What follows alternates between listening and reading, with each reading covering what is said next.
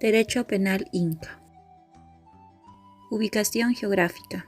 El imperio incaico se dividió en 4 suyos o 4 regiones y su capital fue el Cusco desde el siglo XIII. Organización política. El Inca tenía un poder despótico, autoritario, militarista y hereditario. El Consejo Imperial eran los consejeros que ayudaban a tomar las decisiones al Inca. Los Totricuts eran los Apunchic, autoridad provincial. El Tukuy Ricuy era el que todo lo ve.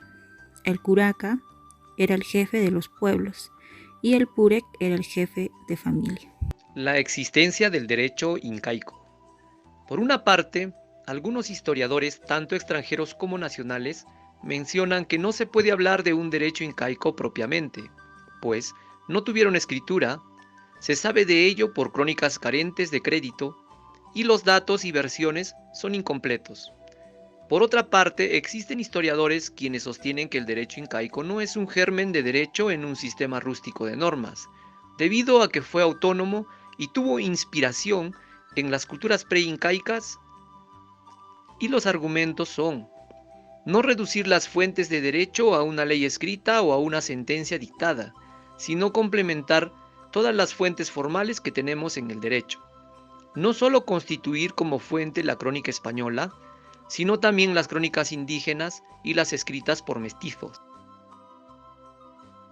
Clases de delitos y sus penas. Los castigos contemplados en su derecho criminal eran intimidatorios, buscaban tanto la enmienda del victimario o delincuente y sus cómplices, como la prevención mediante el temor o terror en el resto de la comunidad.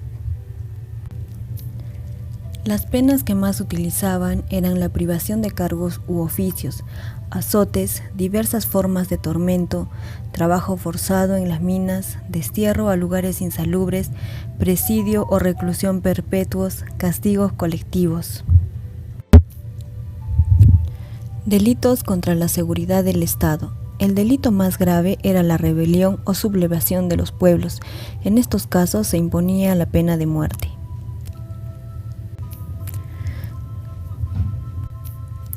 Delitos contra el soberano, todo delito o falta cometido en agravio del Inca. Delitos contra la religión. Se consideraban delitos contra la religión actos sexuales con vírgenes del sol y con sacerdotes, los cuales no se podían casar, antropofagia, comer carne humana, adoraciones a mortales, brujerías y sacrificios humanos. Delitos contra las personas. El homicidio se castigaba con la muerte, el asesinato de un niño con apedreamiento, el aborto era penado con la horca o con apedreamiento, las injurias al soberano o altos funcionarios eran penados con la muerte. Delitos contra la propiedad. El hurto. El hurto era castigado de diversas formas. Con respecto al daño, el que por su causa se quema alguna casa tenía pena de restituir el daño con sus bienes. Delitos contra el orden familiar. En casos de adulterio, si el adúltero era perdonado, lo azotaban o cambiaban de trabajo a uno menos privilegiado. Si los violadores contraían matrimonio con su víctima, si bien es cierto no eran castigados duramente, pero sufrían alguna forma de represión. El imperio incaico también se regía bajo algunas normas, como por ejemplo el Amasúa, Amayuya, Amaquilla. No seas ladrón, no seas mentiroso y no seas ocioso. Decadencia. Atahualpa fue el último emperador inca. El 16 de noviembre de 1532 fue apresado por los españoles capitaneados por Francisco Pizarro y luego lo ejecutaron en 1533, lo que puso fin al gran imperio incaico. Conclusión.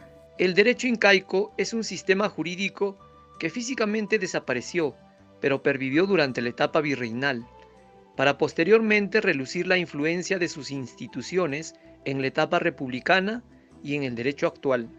Por lo tanto, lo que coinciden los cronistas es que existió un castigo férreo contra el delito,